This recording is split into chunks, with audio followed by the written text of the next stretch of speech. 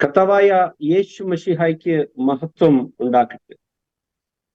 ഈ ലൈവിൽ എന്നെ ജോയിൻ ചെയ്യുന്ന എല്ലാ സഹോദരങ്ങൾക്കും കർത്താവായ യേശു ക്രിസ്തുവിന്റെ നാമത്തിൽ ഉള്ള സ്നേഹവന്ദനങ്ങളെ അറിയിക്കുന്നു. JCNT-SD കർത്താവായ യേശു ക്രിസ്തുവിന്റെ പുതിയ നിയമ ഉപദേശത്തിന്റെ ഈ group, Jesus Christ new testament salvation doctrine, കർത്താവായ യേശു ക്രിസ്തുവിന്റെ ആദ്യ അപ്പോസ്തോലന്മാർ പെന്തക്കോസ്ത് ദിനത്തിൽ അവർ ശക്തി പ്രാപിച്ച് അവർ പുറപ്പെടുവിച്ച കർത്താവായ യേശു ക്രിസ്തുവിന്റെ ആദ്യ സുവിശേഷം, ഏക സുവിശേഷം, ആ സുവിശേഷത്തെയാണ് ഈ ഗ്രൂപ്പ് പ്രസംഗിക്കുകയും പലപ്പോഴും മറ്റ് ദുരുപദേശങ്ങളെ വചനത്തിന്റെ അടിസ്ഥാനത്തിൽ ഞങ്ങൾ കാണുകയും അതിനെ കമ്പയർ ചെയ്യുകയും ചെയ്യുന്നതും അതിനെ പറ്റിയുള്ള ഞങ്ങൾക്കുള്ള ഒപ്പീനിയൻ പറയുകയും ചെയ്യുന്നതും ഈ ഗ്രൂപ്പിൽ കൂടെ ഞങ്ങൾ ചെയ്യുന്നു. ഇന്ന് അങ്ങനെ ഒരു ശൃംഖലയിൽ അമേരിക്കയിൽ ചർച്ച് ഓഫ് ഗോഡിന്റെ വിമൻസ് കോൺഫറൻസിൽ ഒരു പ്രിയമുള്ള സഹോദരി സംസാരിച്ചപ്പോൾ പരിശുദ്ധാത്മാവിനെ കുറിച്ച് ഉള്ള ഒരു കാര്യം, അതായത് പരിശുദ്ധാത്മാവ് വ്യക്തിയാകുന്നു, അത് തൃത്വത്തിൽ മൂന്നാമത്തെ വ്യക്തിയാണെന്ന് അവര് വിശ്വസിക്കുന്ന തൃത്വത്തിൽ മൂന്നാമത്തെ വ്യക്തിയാകുന്നു എന്നുള്ള കാര്യം അവർ അവിടെ പറയുകയുണ്ടായി. അപ്പോൾ അങ്ങനെ അവർ പറയുമ്പോൾ അവർ യോഹന്നാൻ സുവിശേഷം പറഞ്ഞ കാര്യം, സുവിശേഷത്തിന്റെ വരവിന്റെ കാര്യം പറയുന്ന ഒരു പ്രവാചകനായിട്ടും പിന്നീട് പത്രോസും മറ്റ് അപ്പോസ്തോലന്മാര് പുറപ്പെടുവിച്ച സുവിശേഷത്തെ പറ്റി പല കാര്യങ്ങൾ പറയുമ്പോഴും ഈ ഒരു കാര്യം വ്യക്തതയില്ലാതെ അവിടെ പറയുകയുണ്ടായി. അത് എന്താകുന്നു എന്ന് നമുക്ക് ഈ വീഡിയോയിൽ കൂടെ ഒന്ന് കേൾക്കാം. എന്നിട്ട് ഞാൻ ഇവിടെ വന്നിരിക്കുന്ന പാസ്റ്റർ അബ്രഹാം കുട്ടി, pastor Joy Joseph, pastor Jose Varghese, ഇവരെ ക്ഷണിച്ചിട്ട് ഇവരുടെ ഒപ്പീനിയൻ അതിനെപ്പറ്റി ചോദിക്കുകയും അതിനെപ്പറ്റിയുള്ള ഒരു കമ്പാരിസൺ സ്റ്റഡി ഇന്ന് നമ്മൾ ചെയ്യുകയും ചെയ്യുന്നു. അപ്പോൾ എല്ലാവരെയും ഈ മീറ്റിംഗിലേക്ക് സ്വാഗതം ചെയ്യുന്നു. കർത്താവായ യേശു ക്രിസ്തുവിന്റെ നാമത്തിൽ എല്ലാവർക്കും സ്നേഹവന്ദനങ്ങളെ അറിയിക്കുന്നു. ഇപ്പോൾ നമുക്ക് ഒരു വീഡിയോ കാണാം. അതിൽ ചെറിയൊരു ടെക്നിക്കൽ പ്രോബ്ലം ഉണ്ട്. അപ്പം നമുക്ക് ആദ്യത്തെ ഭാഗം, മൂന്നാമത്തെ വ്യക്തി എന്ന് പറയുന്ന ആ ഭാഗം നമുക്ക് ഇപ്പോൾ എടുത്തിട്ട് പിന്നെ ഞാൻ ആ വീഡിയോ പ്ലേ ചെയ്യാം.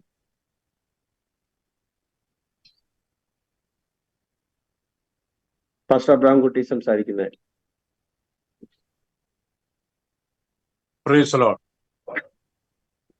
ഈ ഗ്രൂപ്പിൽ ഇപ്പോൾ ലൈവായി ശ്രമിച്ചുകൊണ്ടിരിക്കുന്ന എല്ലാ സഹോദരി സഹോദരന്മാർക്കും കേൾവിക്കാർക്കും യേശുക്രിസ്തുവിന്റെ വലിയ നാമത്തിൽ എൻ്റെ സ്നേഹവന്ദനം. ഈ ഗ്രൂപ്പിൽ ആയിരിക്കുന്ന ലീഡ് ചെയ്യുന്ന brother Wilson, pastor Jose Varghese Kottayam, pastor Joy Joseph Kochi, അവർക്കും എൻ്റെ നന്ദി അറിയിക്കുന്നു. ഇവിടെ ഒരു വീഡിയോ പ്രദർശിപ്പിക്കാൻ ടെക്നിക്കലായിട്ടുള്ള തടസ്സമുണ്ടായി.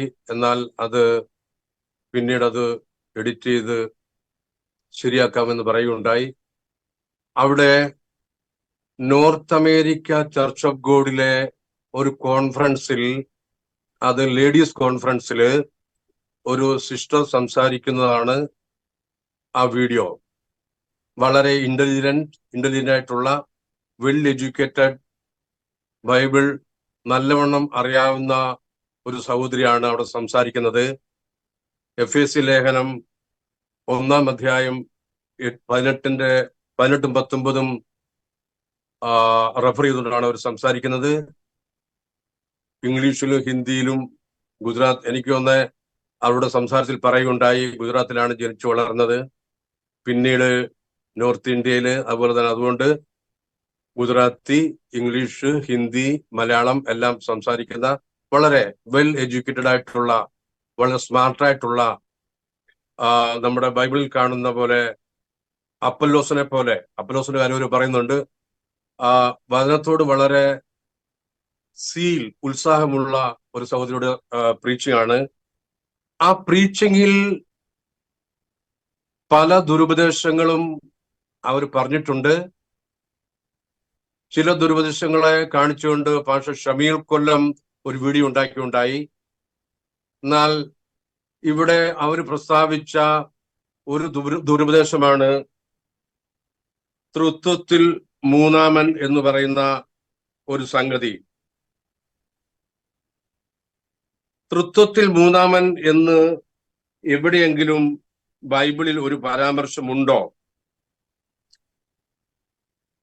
ഞാൻ കഴിഞ്ഞ 50 പ്രാവശ്യം കിങ് ജെയിംസ് വെർഷൻ വായിക്കുകയുണ്ടായി. എന്റെ ജീവിതത്തിലെ ആഗ്രഹമാണ് മരണത്തിന് മുമ്പ് ഒരു സെഞ്ചുറി അടിക്കണം ബൈബിൾ വായിച്ച് എന്നൊരു ആഗ്രഹമുണ്ട്. അത് സാധിക്കുമോ എന്ന് അറിയില്ല, എങ്കിൽ തന്നെ ശ്രമിക്കുന്നു. എന്നാൽ തൃത്വത്തിലെ മൂന്നാമനായ പരിശുദ്ധാത്മാവിനെ പെന്തക്കോസ്ത് ദിവസം ദൈവം അയച്ചു എന്ന് പറയുന്ന ഫ്രേസോളജി അത് തീർച്ചയായും ദുരുപദേശമാകുന്നു, ഫോഷ്കാകുന്നു. അത് ബൈബിളിൽ ഇല്ലാത്ത ഒരു സംഗതിയാകുന്നു. ബൈബിളിലെ സ്പിരിറ്റുകളെ കുറിച്ച് ഞാൻ പഠിച്ചപ്പോൾ എനിക്ക് അറിയാൻ സാധിച്ചതും ഞാൻ ഗ്രഹിക്കാൻ സാധിച്ചത്, ദൈവവുമായിട്ടുള്ള ബന്ധത്തിൽ പഴയ നിയമത്തിൽ കാണുന്ന യഹോവ, ഉൽപ്പത്തി മുതൽ മലാക്കി വരെ കാണുന്ന ആ old ടെസ്റ്റമെന്റിലും Okay, now technical problem is over. We are going to show that a video. Afterwards, I would like to continue my preaching. Okay, thank you. Brother Wilson, please carry on.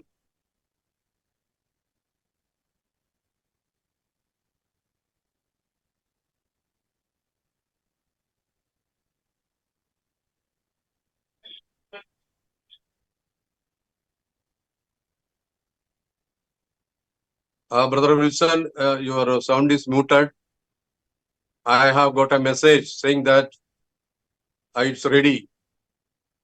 Yeah, I'll be playing that. Just a minute.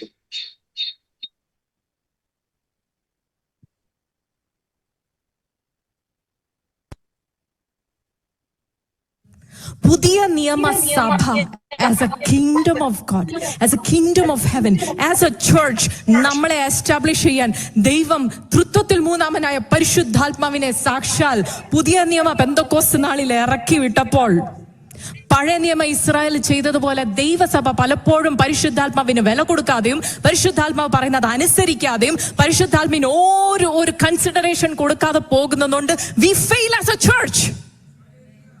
Hallelujah. Amen. You know, ഈ പെന്തക്കോസ്തിന്റെ കാര്യമൊക്കെ പറയുമ്പോൾ let me tell you one thing. ഞാൻ ജനിച്ചു വളർന്നത് ഗുജറാത്തിൽ ഒരു IPC സഭയിലാണ്. എൻ്റെ മമ്മിയുടെ സൈഡിൽ നിന്നുള്ള എൻ്റെ ഗ്രാൻഡ് ഫാദർ ഷാരോൺ തുടങ്ങിയ കാലത്ത്, ഷാരോൺ തുടങ്ങാൻ കാരണമായ വൺ ഓഫ് ദ പാസ്റ്റേഴ്സിലെ പഴയ ഒരു അപ്പച്ചൻ പാസ്റ്ററാണ്. എൻ്റെ കസിൻസ് ഒക്കെ ഇവിടെ ഇരിപ്പുണ്ട്, ഉണ്ടാക്കി പറയല്ല. അപ്പോൾ ഷാരോനായി IPC ആയി. ഓക്കെ, പിന്നെ ഞാൻ ബാച്ചിലേഴ്സ് വരെ ഗുജറാത്തിലാണ് വളർന്നത്. കേരളത്തിൽ വന്ന് മാസ്റ്റേഴ്സ് പഠിച്ചു. കേരളത്തിൽ എൻ്റെ പപ്പയുടെ വീട്ടുകാരെല്ലാം ചർച്ച് ഓഫ് ഗോഡുകാരാണ്. അപ്പം ഞാൻ കേരളത്തിൽ MSc പഠിച്ചപ്പോൾ ഞാൻ ചർച്ച് ഓഫ് ഗോഡായിരുന്നു. കേരളയിലെ YP സ്റ്റേറ്റ് ചാമ്പ്യൻ ഒക്കെ ആയിട്ടുണ്ട്. അന്നൊക്കെ അത് വലിയ ആത്മീയതയാണെന്ന് ഓർത്തോണ്ടിരുന്നത്. പിന്നെ മനസ്സിലായ ചുമ്മാതെ. അപ്പം IPC ആയി, ഷാരോനായി, ചർച്ച് ഓഫ് ഗോഡ്. അതിനുശേഷം കല്യാണം കഴിഞ്ഞു നോർത്ത് ഇന്ത്യയിലെ സ്വതന്ത്ര സഭയിലെ 15 വർഷം ഒരു പാസ്റ്ററിന്റെ ഭാര്യയായിട്ടിരുന്നയാളാ. അപ്പൊ സ്വതന്ത്രമായി. എന്നിട്ട് ഇപ്പൊ ഞങ്ങൾ 2 വർഷമായിട്ടേ അസംബ്ലീസ് ഓഫ് ഗോഡിലെ പാസ്റ്ററാ. അപ്പൊ ചർച്ച് ഓഫ് ഗോഡ് ആണേലും, ഷാരോൺ ആണേലും, IPC ആണേലും, അസംബ്ലീസ് ഓഫ് ഗോഡ് ആണേലും, സ്വതന്ത്ര ആണേലും, ഇതെല്ലാം നമ്മൾ ഉണ്ടാക്കി പറയും. നമ്മൾ നോക്കുമ്പോൾ അവിടെ ആ ഡോക്ട്രിൻ ശരിയല്ല, ഇവിടെ ഈ ഡോക്ട്രിൻ ശരിയല്ല. മേളിൽ നിന്ന് കർത്താവ് യേശു ക്രിസ്തു താഴോട്ട് നോക്കുമ്പോ ഇവരെല്ലാരെയും നോക്കി വിളിക്കുന്ന ഒരു ഒറ്റ പേരുണ്ട്. എന്താണെന്നറിയോ? എന്റെ മണവാട്ടിയേ, എന്റെ മണവാട്ടിയേ. Hallelujah. You and me are the bride of Christ.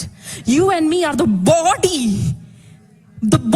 of Christ. തലയുടെ സ്വഭാവം എന്ന് കാണിക്കാൻ വേണ്ടിയാണ് ദൈവം ഈ ലോകത്ത് നമ്മളെ ആക്കിയത്. Hallelujah.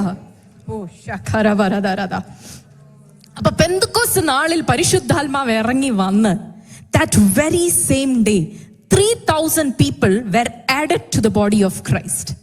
ഈ സ്വർഗരാജ്യം എന്ന് സ്വർഗരാജ്യത്തെ കാണിക്കുന്ന, അല്ലെ സ്വർഗരാജ്യത്തെ ഭൂമിയിൽ പ്രദർശിപ്പിച്ച് കാണിക്കുന്ന ക്രിസ്തുവിന്റെ ശരീരമാകുന്ന ക്രിസ്തുവിന്റെ മണവാട്ടിൽ ആ ഒറ്റ ദിവസം കൊണ്ട് ആഡ് ആയത് എത്ര പേരാ?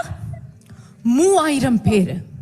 അതിനുശേഷം മുൻപോട്ട് വായിക്കുമ്പോൾ ദൈവവചനം പറയുന്നത് and the Lord kept adding to their number, അല്ലെ? and the Lord kept adding. അതിനുശേഷം 5000 ആയി. അതിനുശേഷം പിന്നെ അങ്ങോട്ടങ്ങ് മൾട്ടിപ്ലിക്കേഷൻ ആണ്, അഡീഷൻ നിന്നു. ഹല്ലേലൂയ. പിന്നെ അങ്ങോട്ട് മൾട്ടിപ്ലിക്കേഷൻ ആയി. അങ്ങനെ പരിശുദ്ധാത്മാവ് ഈ ലോകത്തിൽ സഭയെ വളർത്തി. Hallelujah. Shall I continue? Yeah. Praise the Lord. ഇത് പോസ്റ്റ് ചെയ്യുന്നതിനിടയ്ക്ക് ടെക്നിക്കലായിട്ടുള്ള തടസ്സം വന്നതിൽ ഖേദിക്കുന്നു. ഇപ്പോൾ ഇവിടെ പ്രദർശിപ്പിച്ച വീഡിയോ നിങ്ങൾ കണ്ടു കാണുമായിരിക്കുമല്ലോ. നോർത്ത് അമേരിക്കൻ ചർച്ച് ഓഫ് ഗോഡിലെ ഒരു ലേഡീസ് കോൺഫറൻസിൽ ഇത് ഒരു സഹോദരി സംസാരിക്കുന്നതാകുന്നു. ഈ സഹോദരിയുടെ പേര് പറയുന്നില്ല, കേട്ടില്ല. എന്നാൽ അവരുടെ ഭർത്താവിനെ കുറിച്ച് 2 മക്കളെ കുറിച്ച് പറയുകയുണ്ടായി. അവര് നല്ല വെൽ എഡ്യൂക്കേറ്റഡ്, ഗുജറാത്തിൽ ജനിച്ചു വളർന്നതാകുന്നു. IPC ബാക്ക്ഗ്രൗണ്ട് ആയിരുന്നു. പിന്നീട് ചർച്ച് ഓഫ് ഗോഡിൽ, പിന്നീട് ഷാരോൺ, പിന്നീട് ഇൻഡിപെൻഡന്റ്, പിന്നീട് ഇപ്പോൾ അസംബ്ലീസ് ഓഫ് ഗോഡിൽ ആയിരിക്കുന്നു എന്നാണ് വിശേഷിപ്പിച്ചത്.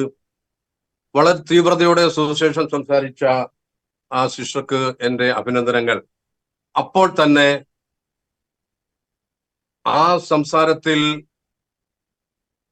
തൃത്വത്തിലെ മൂന്നാമനായ പരിശുദ്ധാത്മാവിനെ ദൈവം പെന്തക്കോസ്ത് നാളിൽ അയച്ചു കൊടുത്തു എന്ന് പറഞ്ഞ ആ ഫ്രേസോളജി, ആ യൂസേജ് ഒരിക്കലും ബൈബിൾ ഉള്ളതല്ല.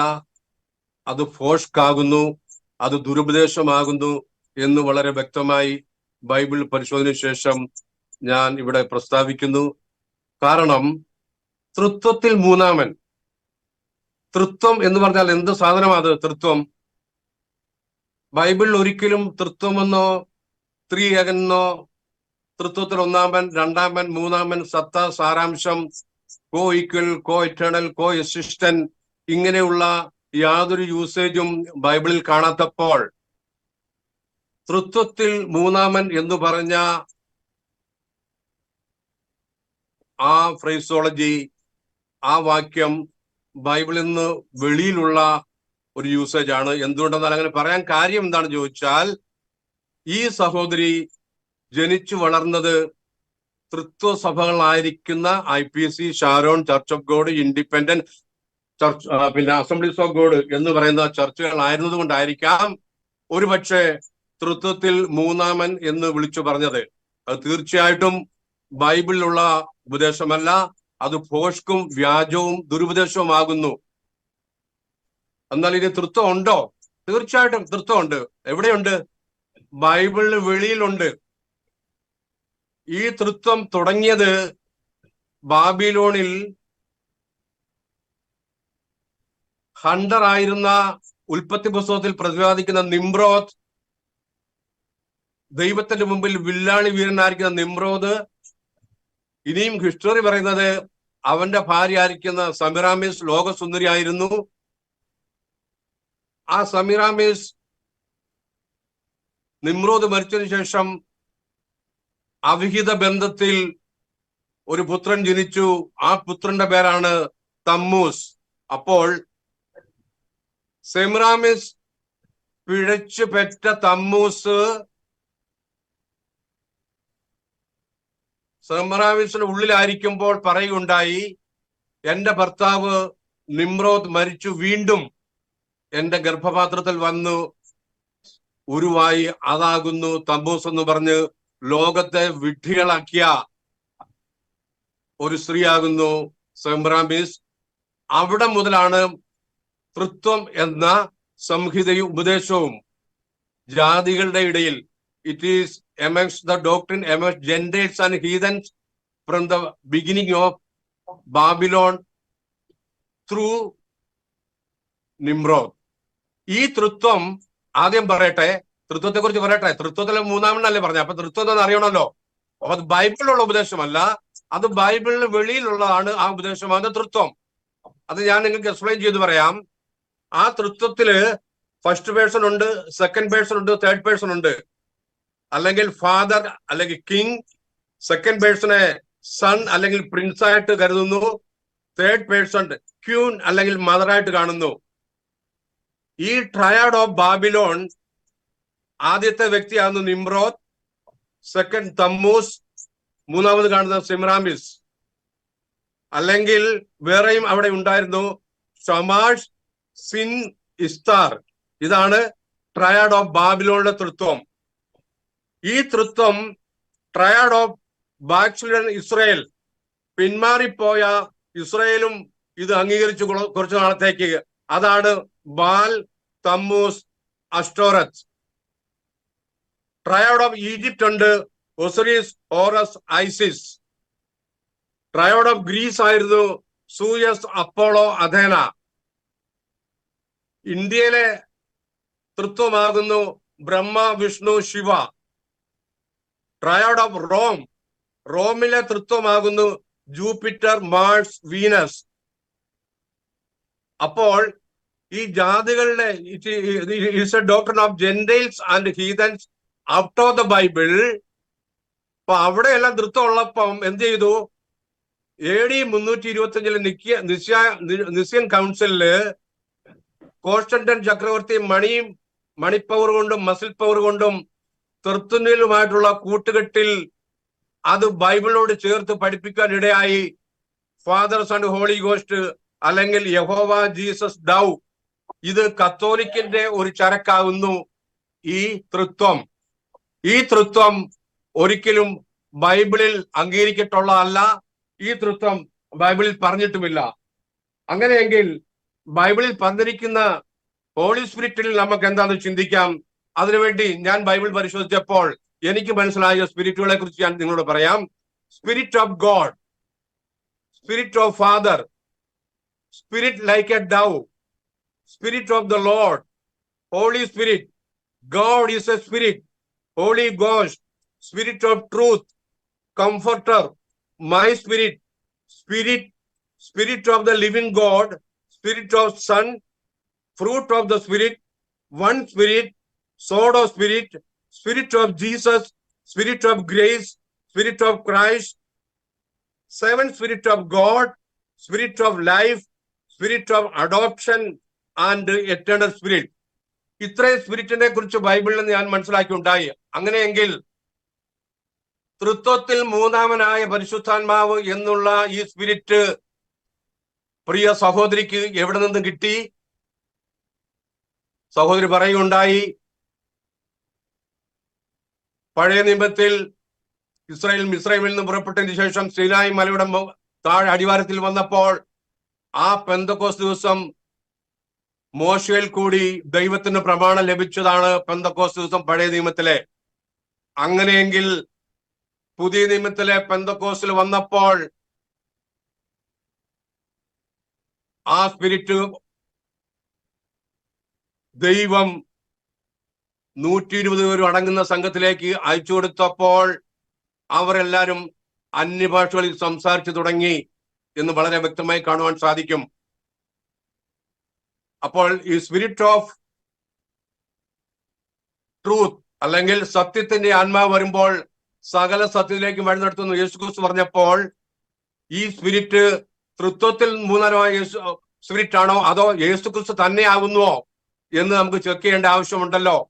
അതുകൊണ്ട് ഒരു വാക്യം വായിക്കുവാൻ താല്പര്യപ്പെടുന്നു. കേൾവിക്കാരായിരിക്കുന്ന നിങ്ങൾ ശ്രദ്ധിച്ചാലും വായിക്കാൻ പോകുന്നു.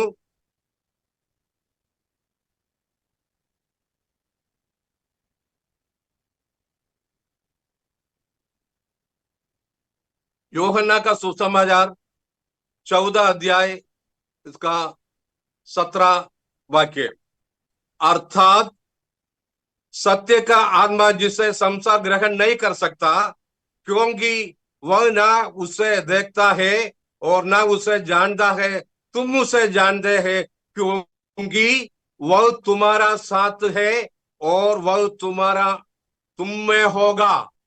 ഇംഗ്ലീഷിൽ വായിക്കുന്നു.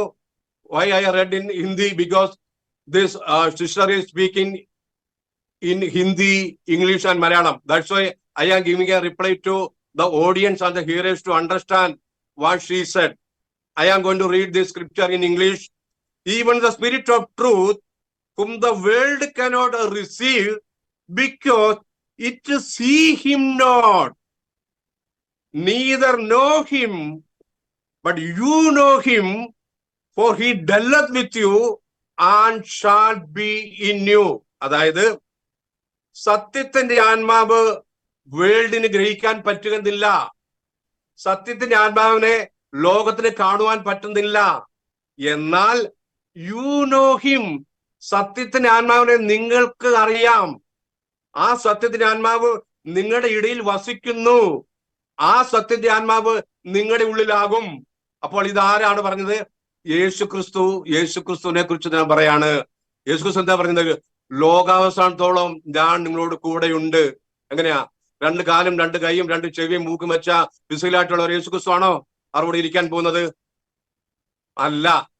Where 2 or 3 gather in my name, I am in the midst of them. 2 or 3 പേർ എന്റെ നാമത്തിൽ എവിടെ കൂടിയാലും ഞാൻ അവിടെ മധ്യത്തിലുണ്ട് എന്ന് പറഞ്ഞ യേശുക്രിസ്തു ഫിസിക്കലിൽ ഒരു ബോഡിയോട് കൂടിയാണോ നമ്മുടെ അടുത്ത് ഇറങ്ങി വരുന്നത്? ബൈബിൾ പറയുന്നു, മഹത്വത്തിന്റെ പ്രത്യാശയായ ക്രിസ്തു നിങ്ങളിൽ വസിക്കുന്നു. എന്നിലും നിന്നിലും യേശുക്രിസ്തു തിരഞ്ഞെടുത്ത സഭയിലെ അംഗങ്ങളും അവിടെ ഉള്ളിലും അവിടെ കൂടുന്നിടത്തും യേശുക്രിസ്തു സാന്നിധ്യമുണ്ട്. അതല്ലേ ഹോളി സ്പിരിറ്റ് എന്ന് പറയുന്നത്. അപ്പോൾ തൃത്വത്തിലെ മൂന്നാമനായ പരിശുദ്ധാത്മാവിനെ അയച്ചു എന്ന് പറഞ്ഞ സഹോദരിയുടെ സ്റ്റേറ്റ്മെന്റ് ഇറ്റ്സ് എ ബ്ലണ്ടർ.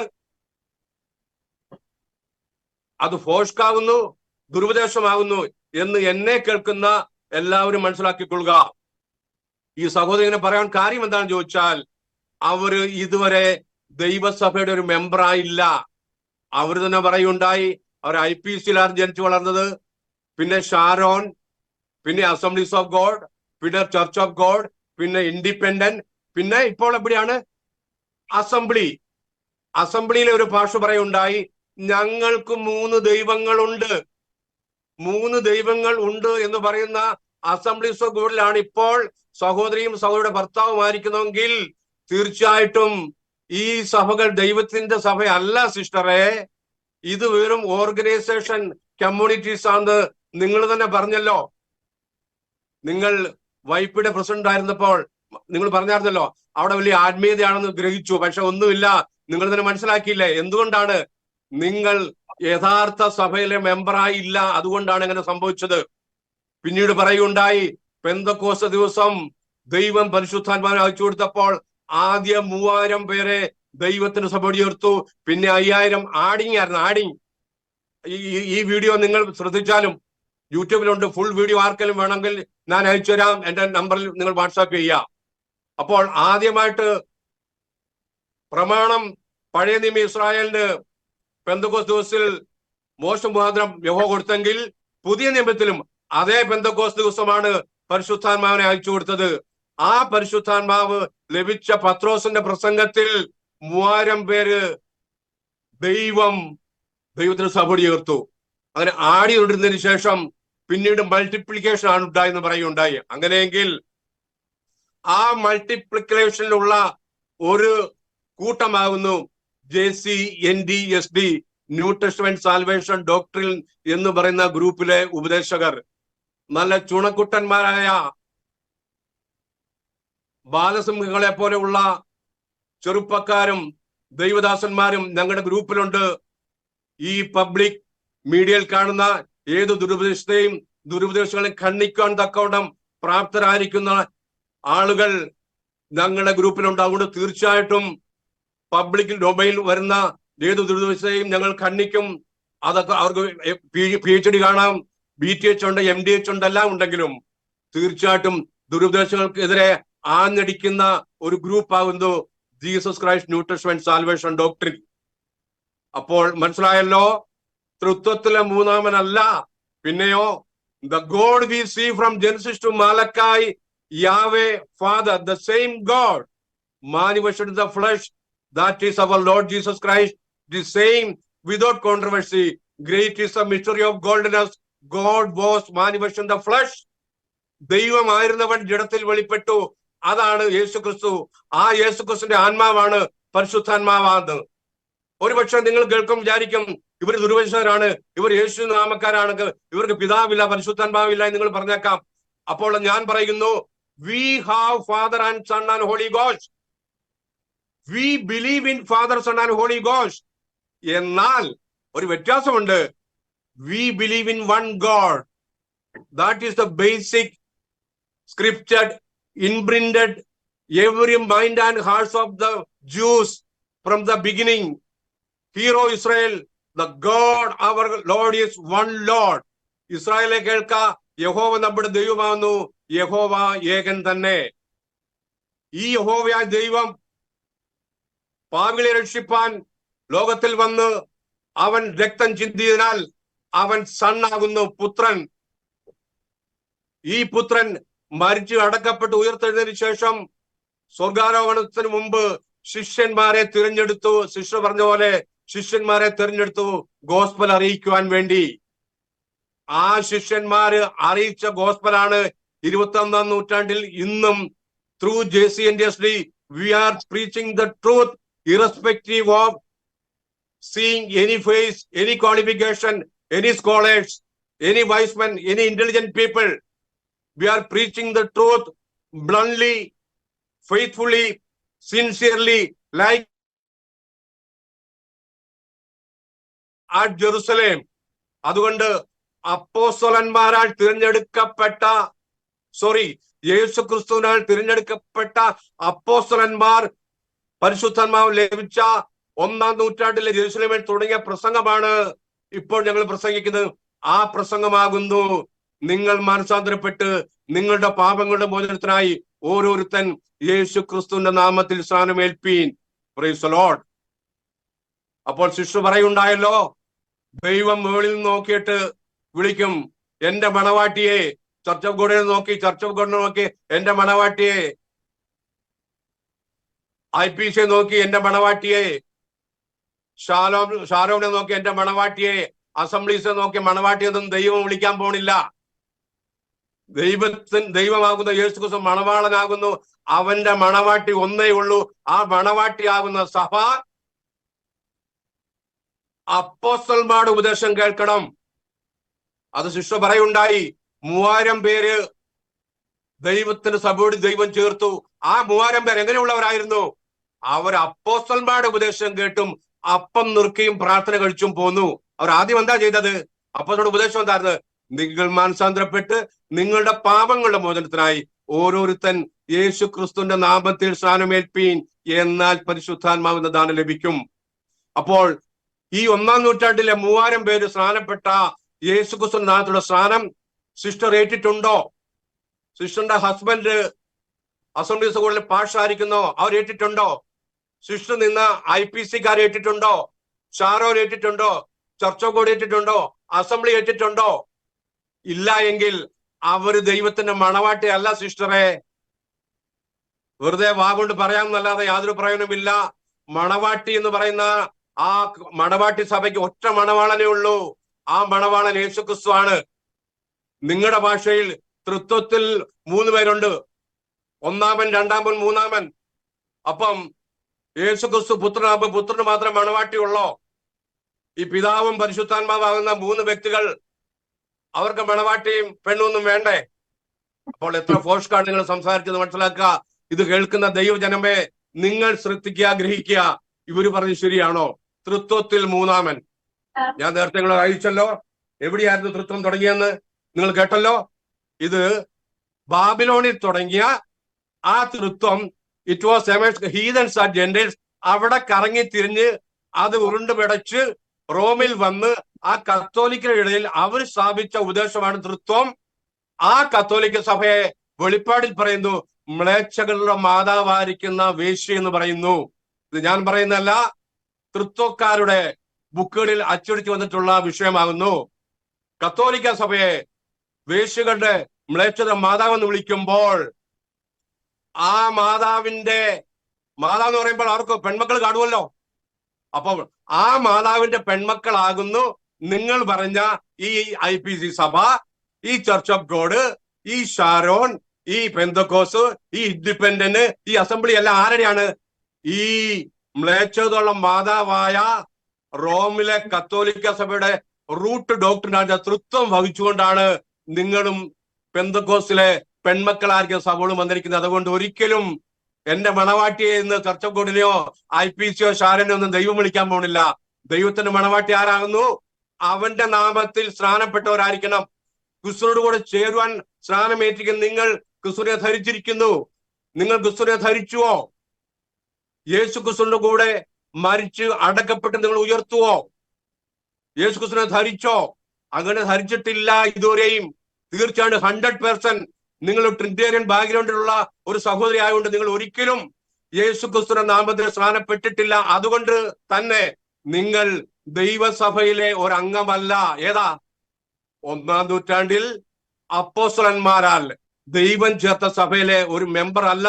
അതുകൊണ്ട് സത്യമായി ഈ വചനം നിങ്ങൾ ഗ്രഹിക്കുകയും അംഗീകരിക്കുകയും ചെയ്യുന്നെങ്കിൽ തീർച്ചയായിട്ടും ഈ വീഡിയോ നിങ്ങൾ കേൾക്കാൻ ഇടയായാൽ നിങ്ങളെ തന്നെ പരിശോധിക്കുക, നിങ്ങൾ ദൈവസഭയിലെ അംഗമാണോ?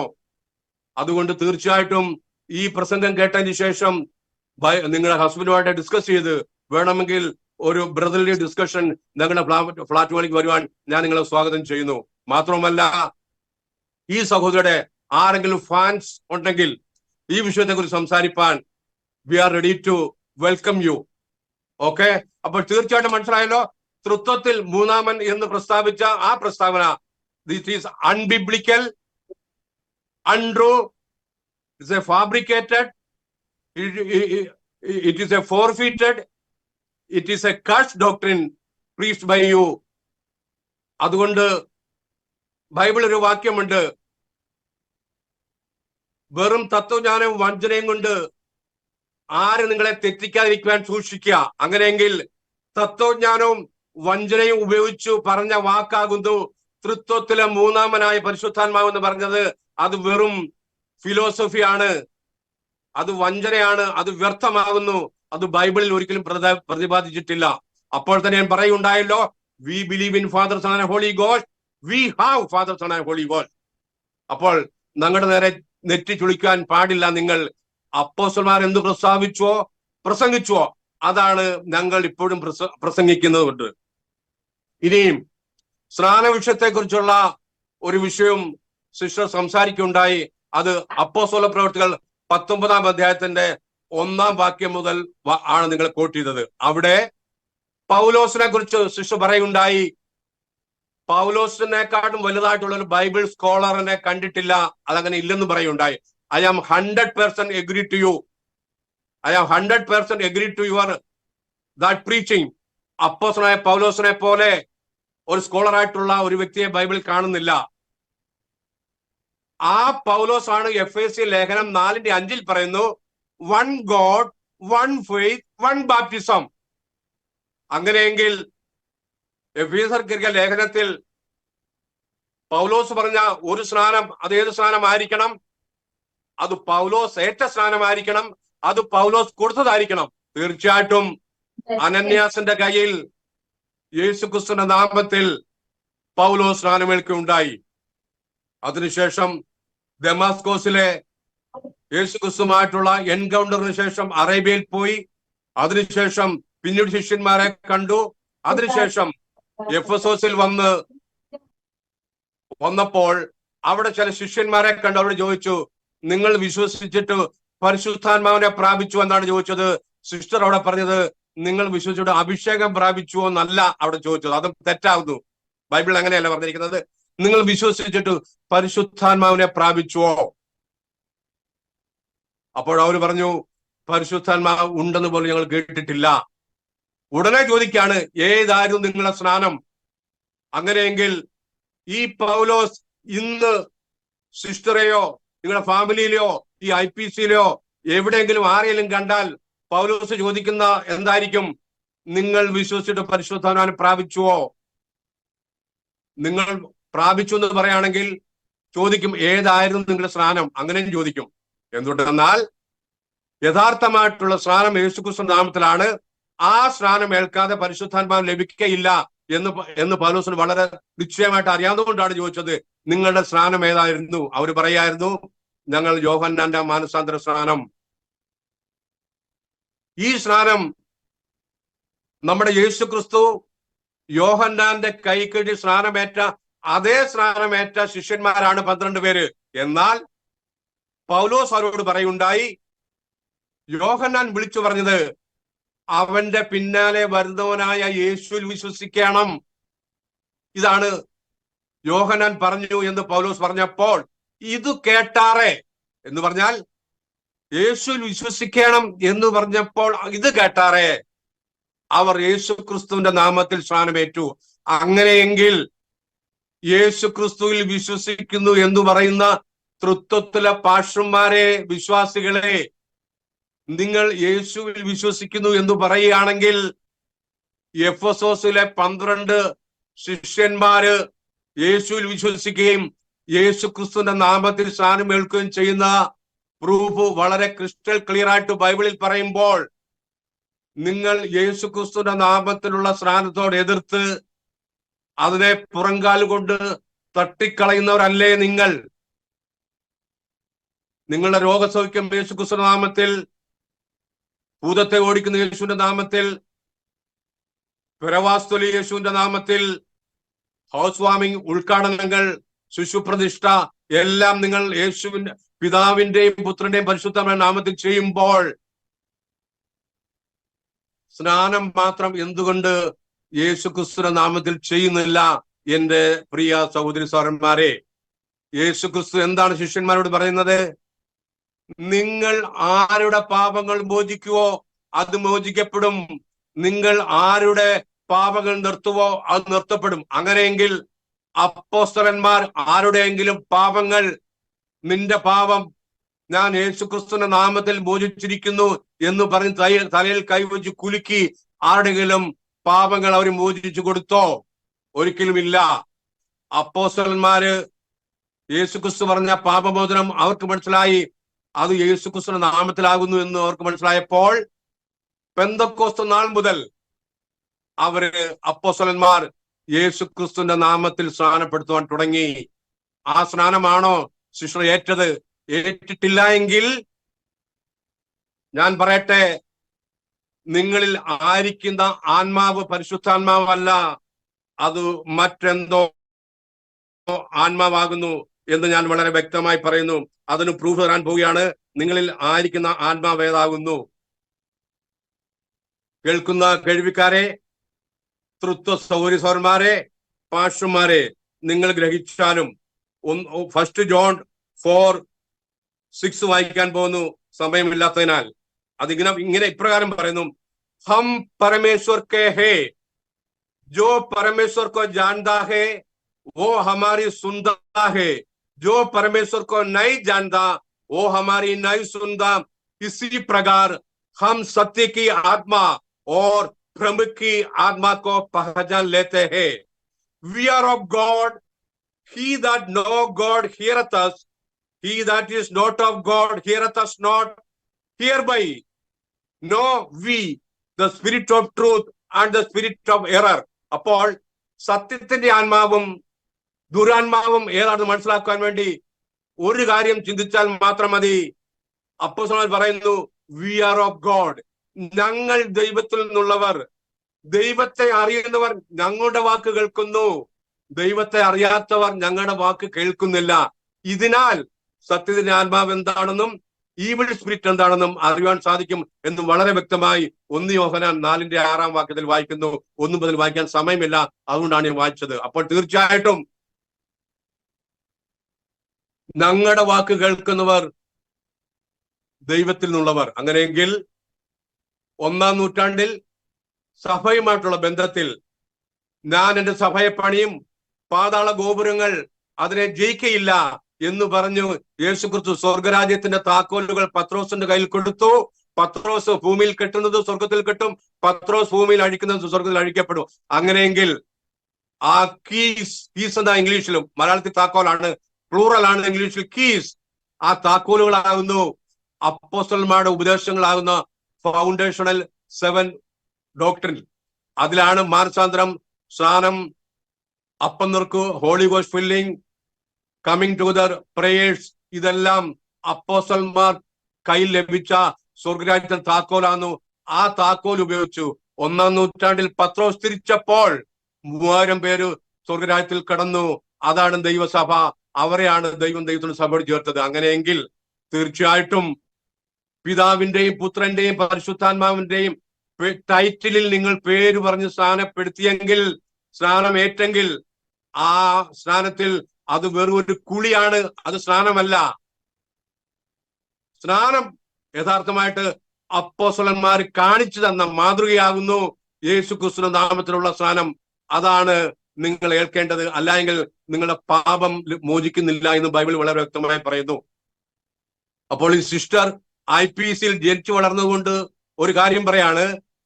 IPCയിലെ കെ എബ്രഹാം മുതൽ 550 പാസ്റ്റർമാര് അമേരിക്കയിൽ പോയി യേശു ക്രിസ്തുവിന്റെ നാമത്തിൽ സ്നാനപ്പെട്ടു എന്നുള്ളതിന്റെ ഡോക്യുമെന്ററി എവിഡൻസ് എന്റെ പക്കലുണ്ട്.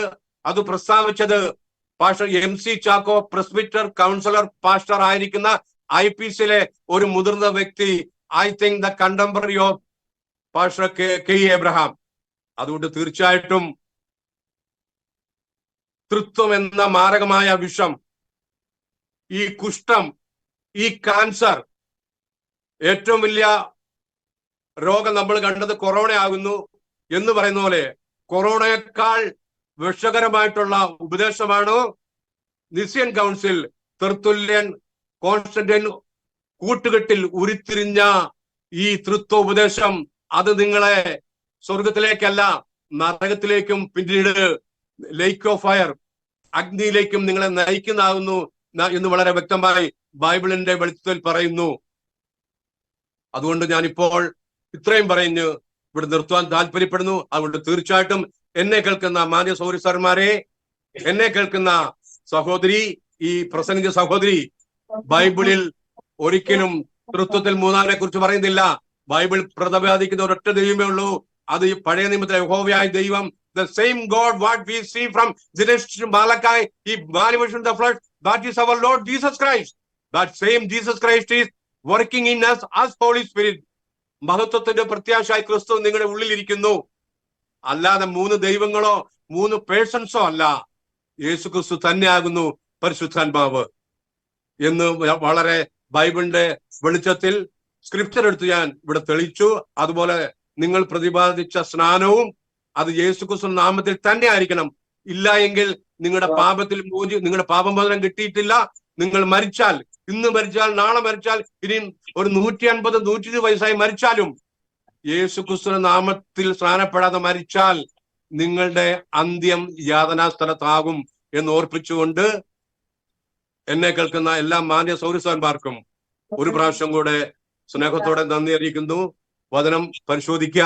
ബെറിയിലെ വിശ്വാസികളെ പോലെ നിങ്ങൾ വചനം കേൾക്കുക മാത്രമല്ല അത് അങ്ങനെ തന്നെയോ എന്ന് പരിശോധിക്കേണ്ടിയിരിക്കുന്നു. അങ്ങനെയെങ്കിൽ ബൈബിൾ പരിശോധിച്ചാൽ നിങ്ങൾക്ക് മനസ്സിലാകും തൃത്വം ത്രിയേകൻ, തൃത്വത്തിൽ ഒന്നാമൻ, രണ്ടാമൻ, മൂന്നാമൻ, കോ-ഈക്വൽ, കോ-ഇറ്റേണൽ, കോ-എക്സിസ്റ്റന്റ്, 1 ഊസിയ 3 ഹിപ്പോസ്റ്റാസിസ്. ഇതെല്ലാം മനുഷ്യന്റെ ലോജിക്കും മനുഷ്യന്റെ ഫിലോസഫിയാണെന്ന് മനസ്സിലാക്കി. അതുകൊണ്ട് എന്ത് ചെയ്യണം? വെളിപ്പാടി പറഞ്ഞ പോലെ ആദ്യ സ്നേഹത്തിലേക്ക് മടങ്ങി വരിക. ഏതിൽ നിന്ന് വീണിരിക്കുന്നു ആ വീണ സ്ഥലത്തേക്ക് വരിക. നിങ്ങൾ വീണിരിക്കുന്നത് എവിടെയാണ്? സ്നാനത്തിൽ നിങ്ങൾ വീണിരിക്കുന്നു. ദൈവവേഗത വിശ്വസിക്കുന്നതിൽ നിങ്ങൾ വീണിരിക്കുന്നു. അതുകൊണ്ട് ഏകസത്യദൈവ വിശ്വാസികളായി പാപങ്ങളുടെ മോചനത്തിനു വേണ്ടി യേശു ക്രിസ്തു നാമത്തിൽ സ്നാനപ്പെട്ട് ദൈവസഭയുടെ അംഗമായി തീരുവാൻ വിനീതമായി നിങ്ങളെ അഭ്യർത്ഥിച്ചുകൊണ്ട് എന്റെ വാക്കുകളെ ചുരുക്കുന്നു. കേട്ട എല്ലാവരെയും ദൈവം ധാരാളമായി അനുഗ്രഹിക്കുമാറാകട്ടെ. Price the Lord. Thank you Jesus. Thank you pastor Abraham. നമ്മൾ അവിടെ കണ്ടത് ആ ഒരു വീഡിയോയുടെ ആദ്യം നമ്മൾ നോക്കുമ്പോൾ അവിടെ എഫേസ്യർക്ക് എഴുതിയ ലേഖനം 1:18 മുതലുള്ള വാക്യങ്ങളാണ് സഹോദരി അവിടെ ഉദ്ധരിക്കുന്നത്.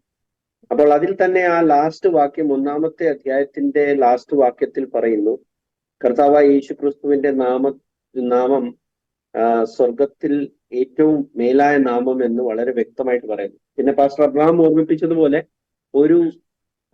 ഒരു ശരീരം, ഒരു ആത്മാവ്, ഒരു സ്നാനം. അപ്പം ഈ ആത്മാവ് ഒരു ആത്മാവ് മാത്രമേ ഉള്ളെന്ന് വചനം പറയുമ്പോൾ ഈ സഹോദരി എന്തുകൊണ്ട് മൂന്നാമത്തെ വ്യക്തി എന്ന് പരിശുദ്ധാത്മാവിനെ സംബോധന ചെയ്യുന്നു എന്ന് അടുത്തത് പാസ്റ്റർ ജോസ് സംസാരിക്കുന്നതായിരിക്കും.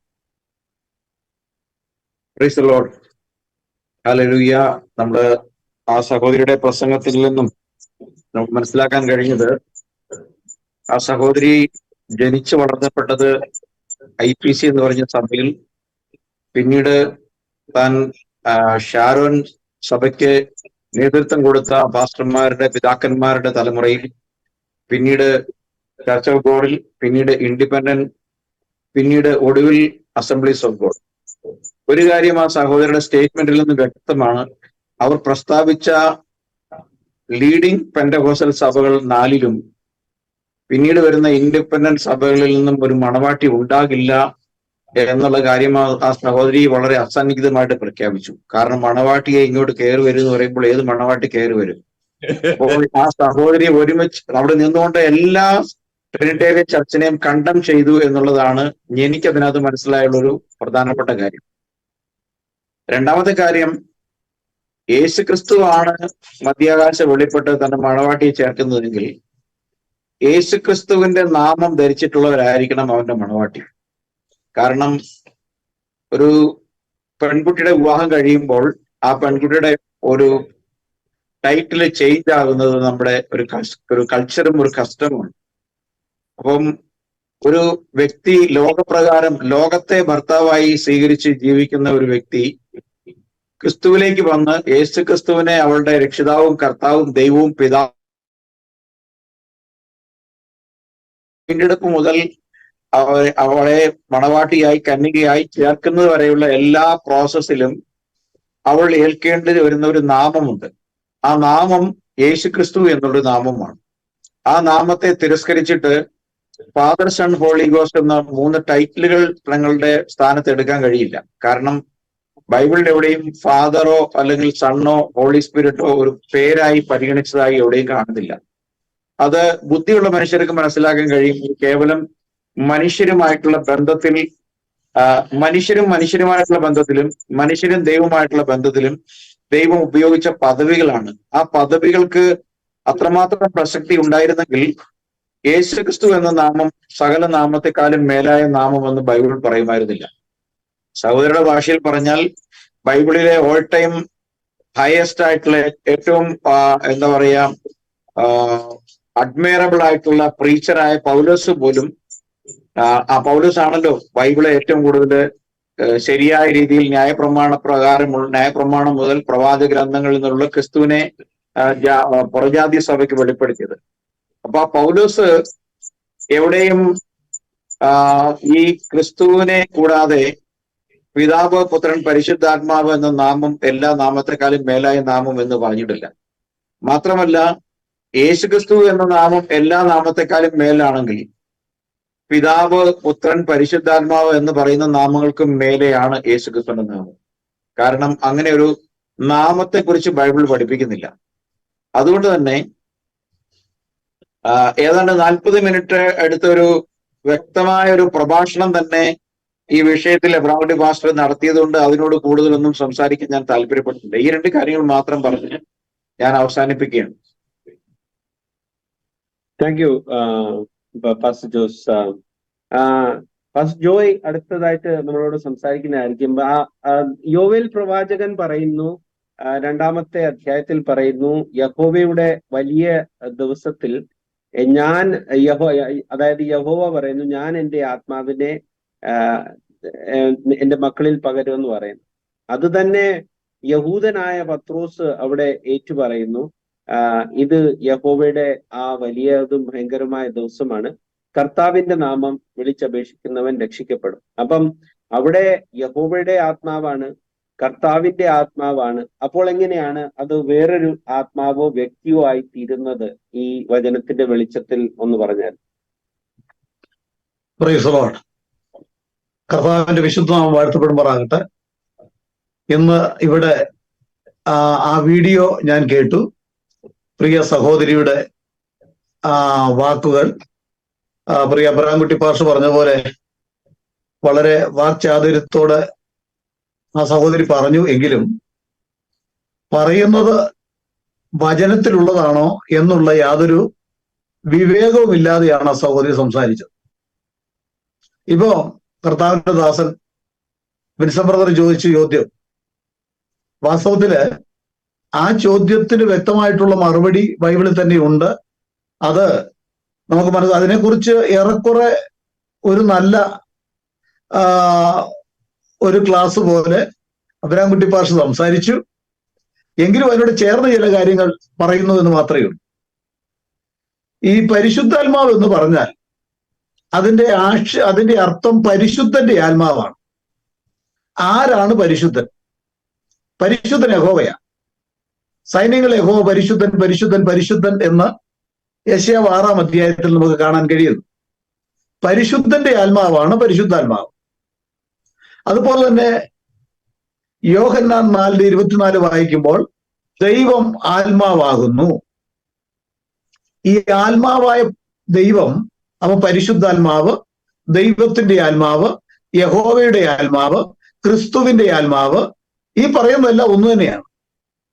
കാരണം പത്രോസിന്റെ ലേഖനത്തിൽ പറയുന്നുണ്ട്, പഴയ നിയമ വിശുദ്ധന്മാരിൽ, പഴയ നിയമ പ്രവാചകന്മാരിൽ ഉണ്ടായിരുന്നത് 1 പത്രോസ് 1:10, ആ പ്രവാചകന്മാരിൽ ഉണ്ടായിരുന്നതെല്ലാം ക്രിസ്തുവിന്റെ ആത്മാവായിരുന്നു.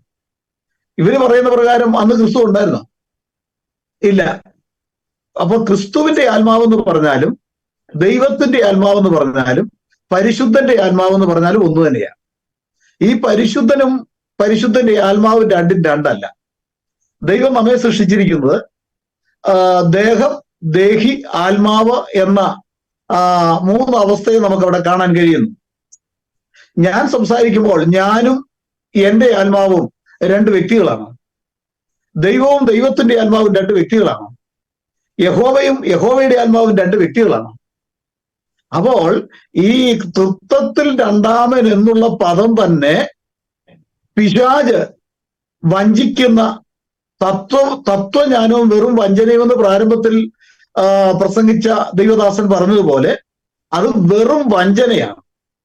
കാരണം നമ്മുടെ ആത്മാവും നമ്മളും 2 രണ്ടാണോ? ഒരിക്കലുമല്ല. ദൈവവും ദൈവത്തിന്റെ ആത്മാവും 2 രണ്ടല്ല.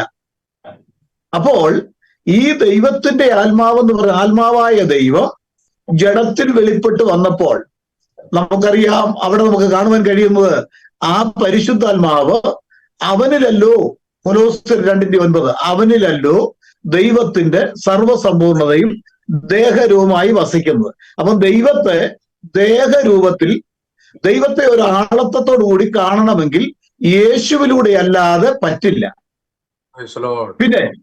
പിന്നെ യേശു ക്രിസ്തു പറഞ്ഞു, ഞാനോ ലോക അവസാനത്തോളം എല്ലാ നാളും നിങ്ങളോട് കൂടെയുണ്ട്. കർത്താവായ യേശുവിന്റെ നാമത്തിൽ ആരാധിക്കുന്ന, വസിക്കുന്ന മക്കളോട് കൂടെ കർത്താവ് ഉണ്ട്. എങ്ങനെ? അതും കുറിച്ചും വിശദീകരിച്ചുകൊണ്ട് ഞാൻ ഒന്നും പറയുന്നില്ല. കർത്താവിന്റെ ദാസൻ അബ്രഹാംകുട്ടി പാഷ പറഞ്ഞു, അതെങ്ങനെയാണ്? കയ്യും കാലും വെച്ച് യേശുവാണോ വന്നത്? അല്ല, അത് പരിശുദ്ധാത്മാവായിട്ടാ. അപ്പോൾ യഥാർത്ഥത്തിൽ ഇന്ന് പെന്തക്കോസ്തുകാര് പഠിപ്പിക്കുന്ന പരിശുദ്ധാത്മാവ് എന്നുള്ളത് വെറും വ്യാജത്തിന്റെ ആത്മാവാ. കാരണം 10 അന്യഭാഷ പറഞ്ഞു കഴിഞ്ഞാൽ അവർക്ക് പരിശുദ്ധാത്മാവിനെ കിട്ടിയെന്നാ പറയുന്നത്. ജീവിതമൊന്നും വേണ്ട. അന്യഭാഷയിൽ പരിശുദ്ധാത്മാവിനെ അന്യഭാഷയിൽ കൊണ്ട് ഒതുക്കി വെച്ചിട്ട് അന്യഭാഷ പറഞ്ഞാൽ പരിശുദ്ധാത്മാവ് കിട്ടി എന്നുള്ള വ്യാജ പഠനം പഠിപ്പിക്കലും ജനങ്ങളെ, നമുക്കറിയാം ഇത് ഇറക്കുമതി കേരളത്തിൽ വന്നിട്ടുള്ളത് അമേരിക്കയിൽ തന്നെയാണ്. ആ സഹോദരി അമേരിക്കയിലുമാണ്. ഇവിടെ വന്നിട്ടുള്ള പല വിദേശികളെ ഞാൻ കണ്ടിട്ടുണ്ട്. അവരിവിടെ വന്നിട്ട് പരിശുദ്ധാത്മാവ് ആർക്കൊക്കെ കിട്ടി എന്ന് ചോദിക്കും. ഒരെണ്ണം കിട്ടാത്തവർ കൈവെക്കാൻ പറയും, ഒരെണ്ണം പരിശുദ്ധാത്മാവ് കിട്ടാത്തവർ, ചിലപ്പോൾ നല്ല ജീവിതമുള്ളവരായിരിക്കും, പരിശുദ്ധ ജീവിതം നയിക്കുന്നവരായിരിക്കും കൈവെക്കിയത്. പരിശുദ്ധാത്മാവിനെ കിട്ടാത്തവർ കൈവെക്കാൻ പറയും. ഇനി മുൻപോട്ട് കടന്നു വരാം.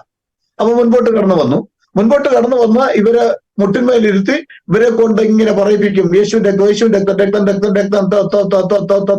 അങ്ങനെ യേശുവിന്റെ രക്തം പറഞ്ഞു കഴിഞ്ഞാൽ നാക്ക് കുഴഞ്ഞ് എന്തെങ്കിലും പറഞ്ഞു കഴിഞ്ഞാൽ പരിശുദ്ധാത്മാവിനെ കിട്ടി.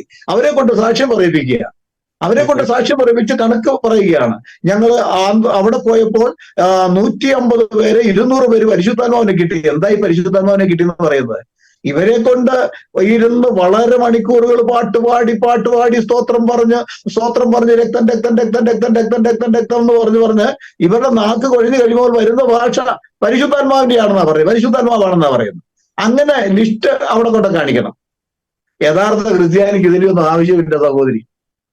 പരിശുദ്ധാത്മാവ് എന്താണെന്ന് നന്നായിട്ട് പഠിക്കണം, പരിശുദ്ധാത്മാവ് ആരാണെന്ന് നന്നായിട്ട് പഠിക്കണം. കർത്താവായ യേശു ക്രിസ്തുവിലൂടെ അല്ലാതെ ദൈവത്തിന്റെ ആളത്വമോ പരിശുദ്ധാത്മാവിനെ നമുക്ക് കാണുവാൻ കഴിയുന്നില്ല. ഉദാഹരണം ഞാൻ ഇതും കൂടെ പറഞ്ഞങ്ങ് നിർത്തുകയാണ്. യേശു ഈ തൃത്വം കൊണ്ടുവന്നത് ഒരു വ്യാജ ചരക്കിലൂടെ, മറ്റൊന്നും നോക്കണ്ട. നമ്മുടെ കാനവച്ചൻ പ്രസംഗിച്ച പ്രസംഗത്തെ കുറിച്ച് ഞങ്ങളുടെ ഈ JCNDSD ഗ്രൂപ്പിൽ ഞങ്ങൾ വിശദീകരിച്ചിട്ടുണ്ട്. അദ്ദേഹം സത്യം തുറന്നു പറഞ്ഞു, പക്ഷേ അദ്ദേഹം അംഗീകരിച്ചിട്ടില്ല. അപ്പോ അദ്ദേഹം പറഞ്ഞത് ഇങ്ങനെയാണ്: കുസ്തന്തീനോസ് എന്ന് പറയുന്ന വ്യക്തി കടന്നു വന്നതാണ് ക്രിസ്ത്യാനിത്വത്തിന്റെ നാശം. ആ നാശം പിടിച്ചവനാണ് ഇത്രയും കലങ്കം ഉണ്ടാക്കിയെന്ന് കാനവച്ചൻ പറഞ്ഞതാണ്, ഞാൻ പറഞ്ഞതല്ല. അത് വളരെ യാഥാർത്ഥ്യമാണ്. അപ്പോ ഈ തൃത്വം വന്നപ്പോൾ യഥാർത്ഥത്തിൽ എന്താ, ഒരു പമോസ് എന്ന് പറയുന്ന വ്യക്തി ഇവിടെ കടന്നു വരാൻ കാരണം സെമിറാമിസിന്റെ ചരിത്രം നമ്മൾ കേട്ടു. സെമിറാമിസ് ഭർത്താവ് മരിച്ചു കഴിഞ്ഞ അവിഹിത ബന്ധത്തിൽ സെമിറാമിസ് ഗർഭിണിയായി. താനത് ജനത്തിന്റെ മുമ്പിൽ ഒന്ന് തന്റെ മുഖം മൂടി മാറാതിരിക്കാൻ വേണ്ടി താൻ എന്ത് ചെയ്തു? ഒന്നാമനായിരുന്നു നിമ്രോദ്, രണ്ടാമത് എന്റെ അടുക്കൽ വന്നിരിക്കുന്നു എന്ന് വ്യാജം പറഞ്ഞു വരുത്തി. അങ്ങനെയാണ് തൃത്വത്തിൽ ഒന്നാമൻ, തൃത്വത്തിൽ രണ്ടാമൻ, മൂന്നാമൻ സ്ത്രീയായിരുന്നു കേട്ടോ, മൂന്നാമത്തത് സ്ത്രീയായിരുന്നു. അങ്ങനെയാണ് ആ തൃത്വത്തിൽ ഒന്നാമനെന്നും രണ്ടാമനും മൂന്നാമനെന്നും ഉള്ളത്. ഈ തൃത്വത്തിന്റെ ഈ ദുഷിപ്പ്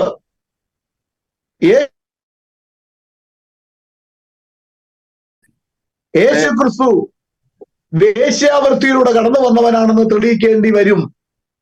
അതുകൊണ്ട് യേശു ക്രിസ്തു ഈ തൃത്വം AD 325 ഈ നാശം പിടിച്ച ഈ കുസ്തന്തീനോസ് പറയുന്ന കൊലപാതകൻ കൊണ്ടുവരുമെന്ന് മനസ്സിലാക്കിക്കൊണ്ട് യേശു ആ തൃത്വോപദേശത്തെ ഖണ്ഡിച്ചിട്ടുണ്ട്. ഞാനൊന്ന് സൂചിപ്പിക്കാം.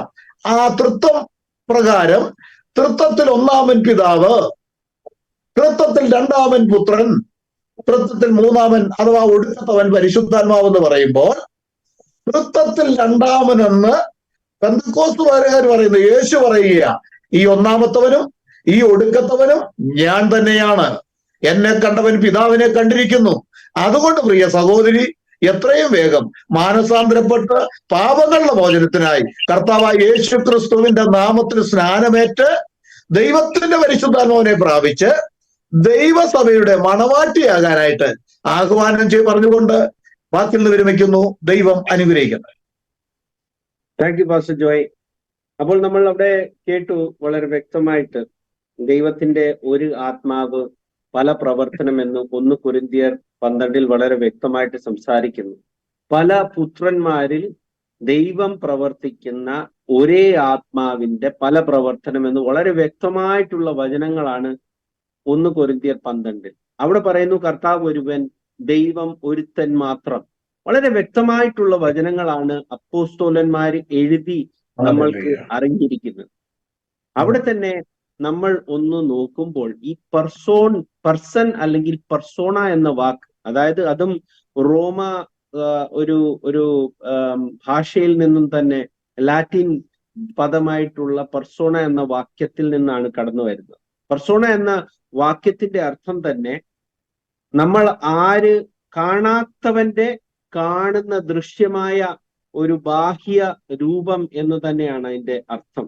അതായത് നമ്മൾ ദേഹി ആത്മാവായിരിക്കെ നമ്മുടെ ദേഹിയെയും ആത്മാവിനെയും കാണുവാൻ സാധിക്കത്തില്ല. പക്ഷെ ശരീരം എന്ന നമ്മുടെ ബാഹ്യ രൂപം കൊണ്ട് നമ്മളെ കാണുവാൻ പറ്റുകയും നമ്മൾ ഒരു പേഴ്സൺ എന്നീ ലോകത്തിൽ വിളിക്കപ്പെടുകയും ചെയ്തു. അതുപോലെ തന്നെ നമ്മൾ കടന്നു പോകുമ്പോൾ പറയുന്നു ഇന്നയാള് കടന്നു പോയെന്ന് പറയുമ്പോഴും ആ ബോഡി അവിടെ തന്നെ കിടക്കുന്നു. അതായത് ദൃശ്യരൂപം അവിടെ തന്നെ കിടക്കുമ്പോഴാണ് ആള് കടന്നുപോയി എന്ന് പറയുന്നത്. അതുപോലെ തന്നെ ആ പ്രവാചകൻ അപ്പോസ്തോലന്മാര് തന്റെ കർത്താവായ യേശു ക്രിസ്തുവിനെ പറ്റി പറയുന്നു, അവൻ അദൃശ്യനായ ദൈവത്തിന്റെ ദൃശ്യരൂപം. അതായത് അവൻ ഒരു പേഴ്സൺ ആയി എങ്കിൽ ആ ദൈവത്തിനെ തന്നെയാണ് കാണിച്ചു തന്നത്. അതുകൊണ്ടാണ് ഫിലിപ്പോസിനോട് പറയുന്നത്, എന്നെ കണ്ടവൻ പിതാവിനെ കണ്ടിരിക്കുന്നു, ഇന്നു മുതൽ നീ പിതാവിനെ അറിഞ്ഞുമിരിക്കുന്നു എന്ന് പറയുന്നു. അപ്പോൾ ദൃശ്യരൂപമായവൻ, ദൈവം പിതാവിനെ വെളിപ്പെടുത്തിയവൻ, അവൻ തന്നെ പറയുന്നു, ഞാൻ നിങ്ങളുടെ കൂടെ ഉണ്ടായിരിക്കും, ഞാൻ നിങ്ങളിൽ ആയിരിക്കും എന്ന് പറയും. അപ്പോൾ പ്രവാചകന്മാരിൽ ഉണ്ടായിരുന്ന, പത്രോസ് പറയുന്നു, 1 പത്രോസ് 10:11 പറയുന്നു, പ്രവാചകന്മാരിൽ ഉള്ള ആത്മാവ് ക്രിസ്തുവിന്റെ ആത്മാവായിരുന്നു. ആ ആത്മാവ് തന്നെയാണ് സംസാരിച്ചപ്പോൾ പറഞ്ഞത്, ഞാനല്ലാതെ വേറെ ഒരു ദൈവവുമില്ല, ഞാനല്ലാതെ വേറെ ഒരു രക്ഷകനുമില്ല. അതുകൊണ്ട് ആത്മാവ് ഒന്നു മാത്രം, ദൈവം ഒരുത്തൻ മാത്രം, കർത്താവ് ഒരുവൻ, ഒരു ആത്മാവ്, ഒരു ശരീരം. ആ ആത്മാവിന്റെ പല പ്രവർത്തനം ദൈവത്തിന്റെ ആയിരക്കണക്കിന് പുത്രന്മാരിൽ ഈ ലോകത്തിൽ. അതാണ് പരിശുദ്ധാത്മാവ്. നമ്മൾ മുമ്പേ ഓർമ്മിപ്പിച്ചതുപോലെ പരിശുദ്ധന്റെ ആത്മാവ്. കർത്താവായ യേശു ക്രിസ്തുവിന്റെ സകല മഹത്വവും കരേറ്റിക്കൊണ്ട് ഈ ലൈവ് ഞങ്ങൾ ഇവിടെ നിർത്തുന്നു. ദൈവം ഏവരെയും അനുഗ്രഹിക്കട്ടെ. Thank you.